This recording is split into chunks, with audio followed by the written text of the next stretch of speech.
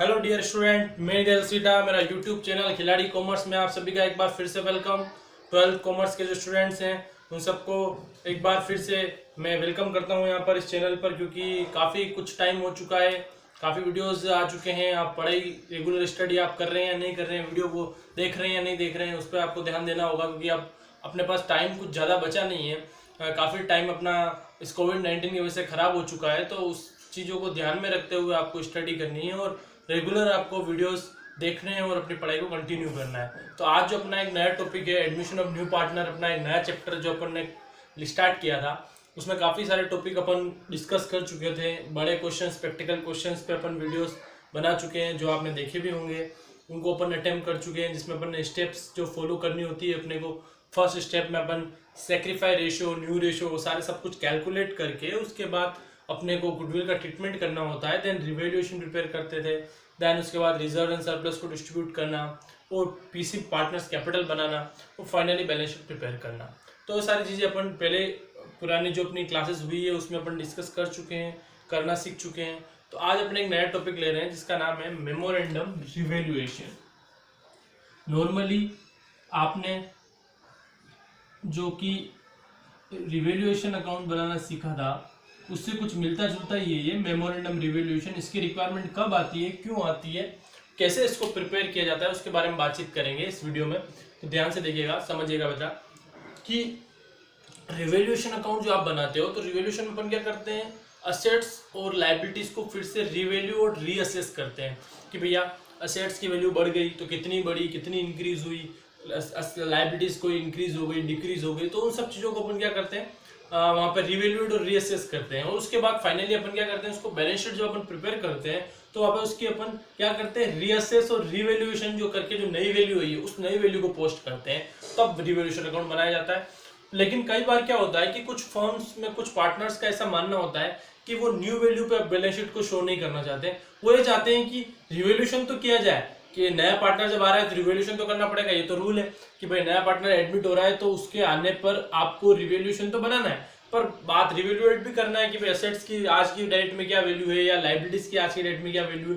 But problem ये है कि आप वो नहीं चाहते कि नई जो बैलेंस शीट बनाई जाए उसमें नई वैल्यू को लिखा जाए, तो वो क्या चाहते हैं कि पुरानी वैल्यू पर ही बैलेंस शीट को शो किया जाए। तो उस केस में क्या होता है, उस इफेक्ट को, क्योंकि आप रिवैल्यूएशन बना चुके हो तो उससे तो इम्पैक्ट आ ही चुका है पार्टनर्स कैपिटल पे प्रॉफिट लॉस से, तो उसको इफेक्ट को पूरा की पूरी तरीके से एडजस्ट करने के लिए अपन क्या करते हैं, मेमोरेंडम रिवैल्यूएशन बनाते हैं। मेमोरेंडम रिवैल्यूएशन बनाना बहुत ही आसान है। आपको रिवैल्यूएशन अकाउंट बनाना अगर आता है तो मेमोरेंडम रिवैल्यूएशन बनाना आपको कोई प्रॉब्लम नहीं होगी। अब आपको समझने वाली बात यहाँ पर ये है बेटा कि आपको अभी तक जो अपन ने देखा था वहां पर तक सेक्रीफाई रेशियो को आप बार बार यूज कर रहे थे, न्यू रेशियो का कहीं भी यूज नहीं आया था। तो मैं आपको बता देता हूँ बेटा, अब न्यू रेशियो का अपन को यूज करना पड़ेगा। न्यू रेशियो जो होगा बेटा वो कहाँ पे काम आएगा, वो इस मेमोरेंडम रिवैल्यूएशन को बनाने में काम आएगा। कैसे काम आएगा, वो अपन पूरा जब क्वेश्चन एक अटेम्प्ट करेंगे उसके बाद आपको एक एक चीज क्लियर हो जाएगी कि न्यू रेशियो की रिक्वायरमेंट क्यों है, कैसे उसको यूज किया जाएगा, मेमोरेंडम रिवैल्यूएशन कैसे बनाया जाएगा।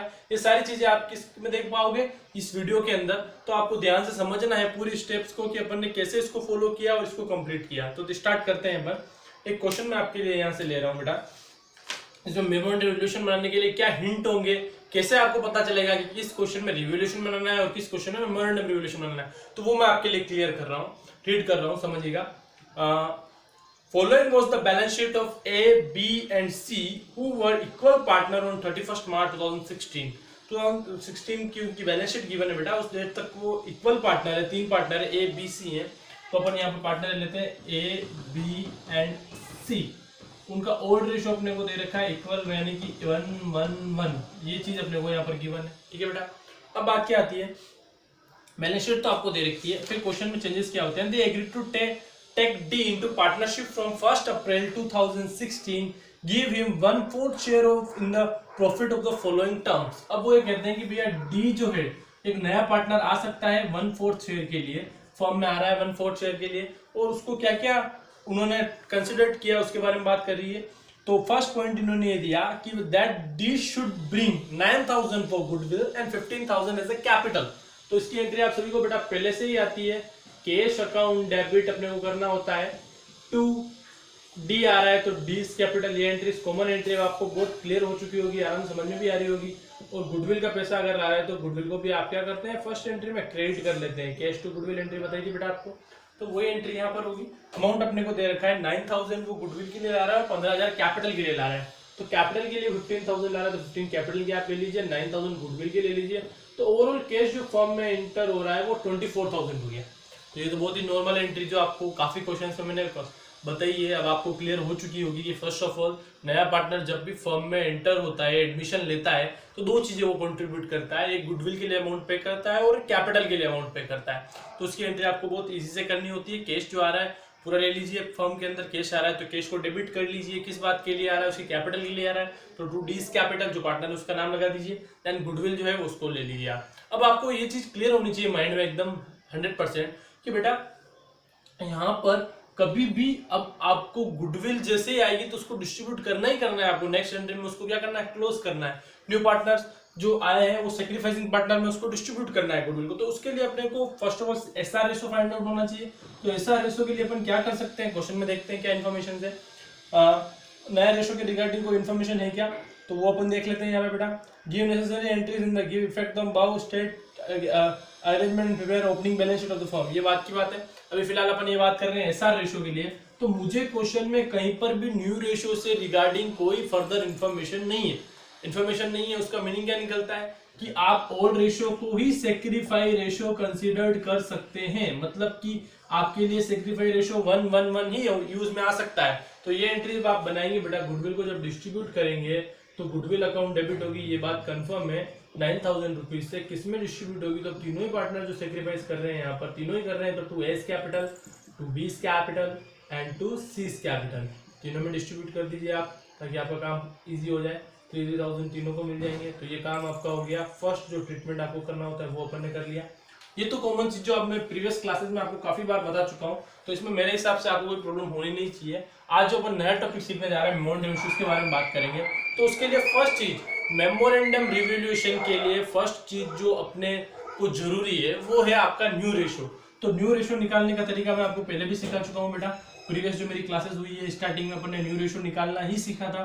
तो तरीका क्या बताया था, टोटल पूरे फर्म का शेयर होता है 1, उस 1 में से आप डी को 1/4 कंट्रीब्यूट कर रहे हो तो 1/4 उसको देने के बाद जो रिमेनिंग शेयर बचता है वो बचता है 3/4।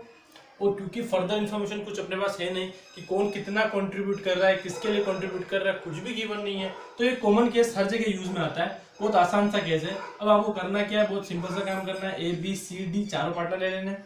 अब ए का जो ओल्ड रेशियो है वो है बेटा 1/3, बी का 1/3, सी का 1/3, ये तो अपने को पता ही है। अब 1/4 आप अगर डी को दे दोगे 1 में से तो बचा हुआ 3/4 इन तीनों पार्टनर का हुआ। तो इसको अपन सीधी सी लैंग्वेज में क्या कहते हैं 3/4 से मल्टीप्लाई कर लेते हैं, कोई इशू ही नहीं है। और डी तो ऑलरेडी 1/4 के लिए आ ही रहा है तो कोई प्रॉब्लम होनी नहीं चाहिए। तो अल्टीमेटली अब यहाँ पर अगर अपन देखें तो 3/12, 3/12 एंड 3/12 ये आ रहा है। अब कॉमन अगर इसमें अगर एल्शियम ले लें अगर अपन तो 3, 3 and 3, it means new ratio भी आपका क्या आ रहा है 1, 1, 1, 1। तो ये न्यू रेशियो अपन ने कैलकुलेट कर लिया जो कि अभी मेमोरेंडम रेवोल्यूशन के लिए यूज में आएगा, समझिएगा बेटा। तो अब यहाँ पर अपन न्यू रेशियो भी यहाँ पर नोट कर लेते हैं 1:1:1:1। ये चारों पार्टनर्स का न्यू रेशियो इक्वल ही रहेगा, ये अपन ने यहाँ ले लिया। ये कैलकुलेशन बेटा आपको बहुत क्लियर समझ में आ गई होगी, आसानी से आप देख सकते हैं। 1 शेयर होता है पूरे फर्म का, उसमें से 1/4 अगर आप सामने वाले पार्टनर को दे रहे हैं तो इसका मीनिंग ये निकलता है कि बचा हुआ 3/4 ओल्ड पार्टनर का है, तो उसके पार्ट शेयर से आप मल्टीप्लाई करेंगे तो इजीली आप एल्शियम लेके न्यू रेशियो कैलकुलेट कर सकते हैं। तो यहाँ तक आई थिंक आपको बहुत सारे डाउट्स क्लियर होंगे। अब मैं आगे बढ़ रहा हूँ, आप नया जो अपना टॉपिक है मेमोरी डिविजन उसकी तरफ बढ़ रहा हूँ। तो न्यू रेशियो की रिक्वायरमेंट थी उसको अपन कैलकुलेट कर चुके हैं, तो अब मैं इसको हटा देता हूँ, इसकी कोई जरूरत नहीं है। अब अपने को न्यू रेशियो अपने पास आ चुका है, अब अपन मेमोरेंडम रिवोल्यूशन बना सकते हैं। तो रिवोल्यूशन बनाने की तरीका जो है बेटा वो सेम रिवोल्यूशन जैसा आप बनाते हैं वैसा ही बनाना है। कैसे कर देंगे देखते हैं। आपने हेडिंग ले ली मेमोरेंडम रिवोल्यूशन, ठीक है बेटा। फॉर्मेट वही रहेगा आपका पर्टिकुलर अमाउंट, ठीक है। तो उसमें कोई चेंजेस नहीं है आपका।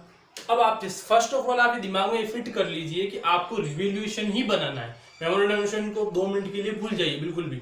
आपको सिर्फ फोकस किस पे करना है कि रिवॉल्यूशन अगर बनाना है तो कैसे बनेगा।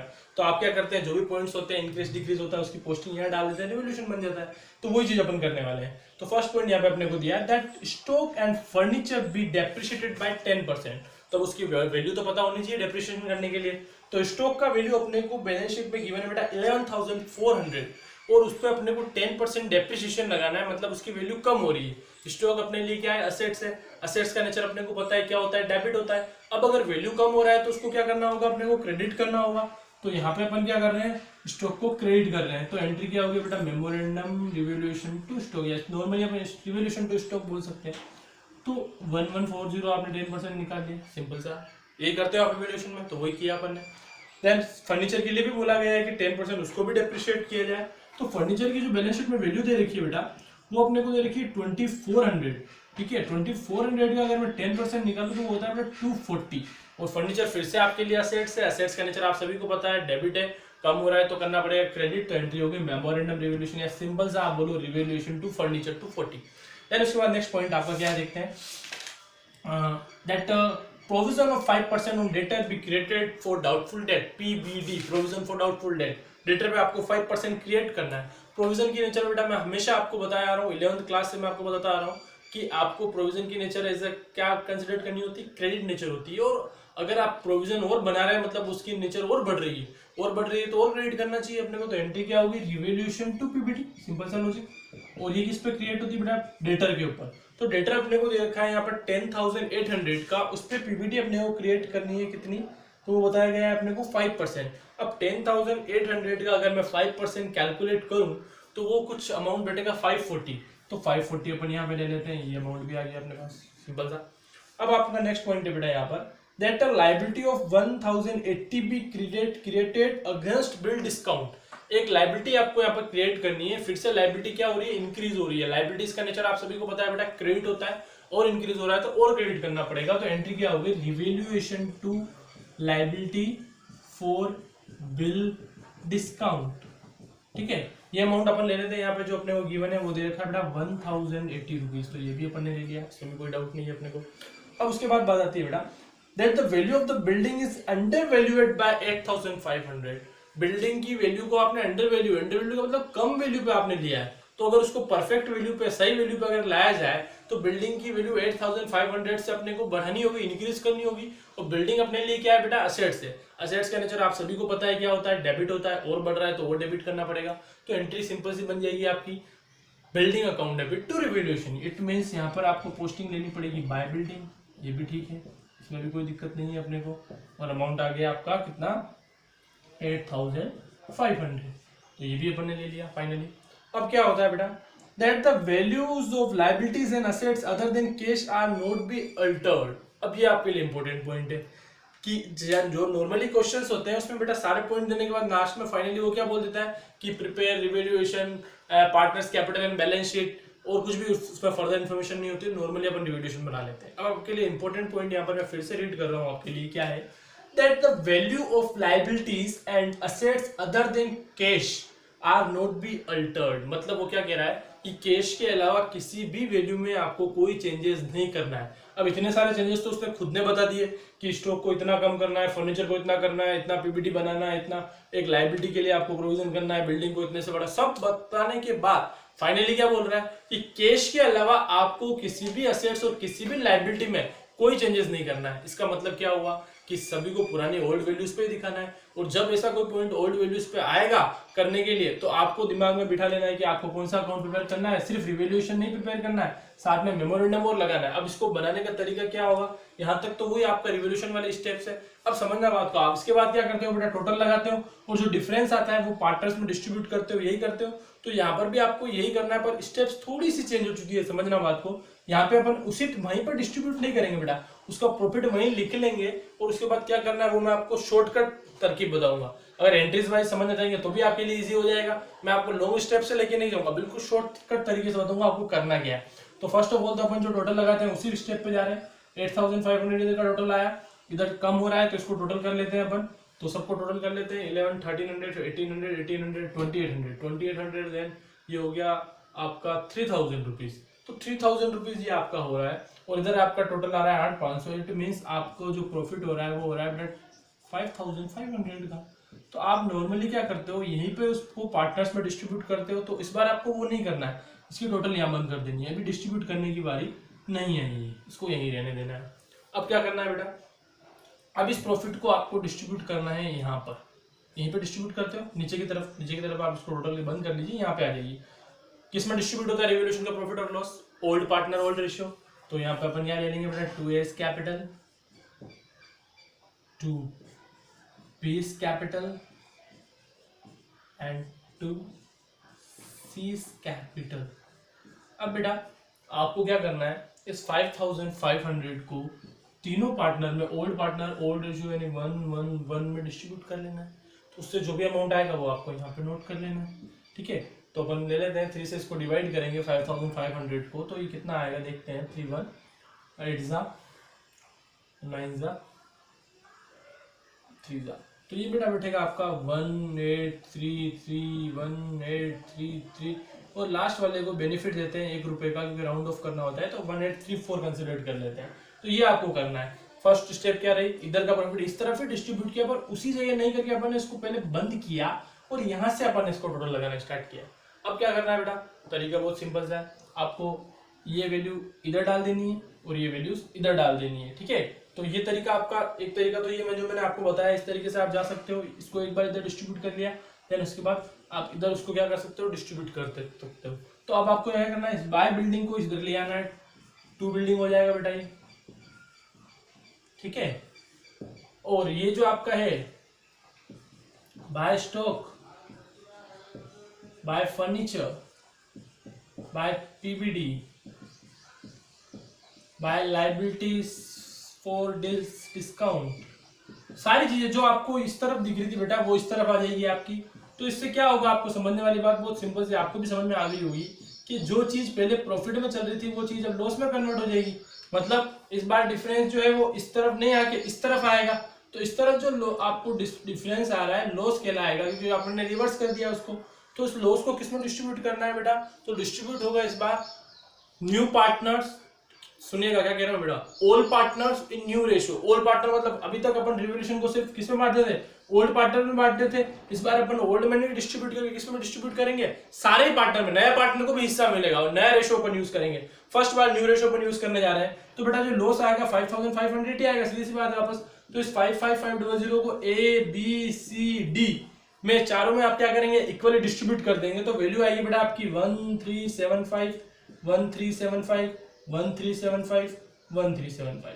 तो ये तरीका होता है बेटा अपना मेमोरेंडम रिवोल्यूशन बनाने का। तो उससे क्या होगा बेटा, इधर वाली चीज को आपको इधर कन्वर्ट करना है, इधर वाली चीज को इधर ले आना है। तो उससे जो प्रॉफिट जो होगा वो बेटा लॉस में आपका कन्वर्ट हो जाएगा, ठीक है। तो उससे काम क्या होगा, अब आपको समझ में आ चुका होगा क्या करना है तरीका।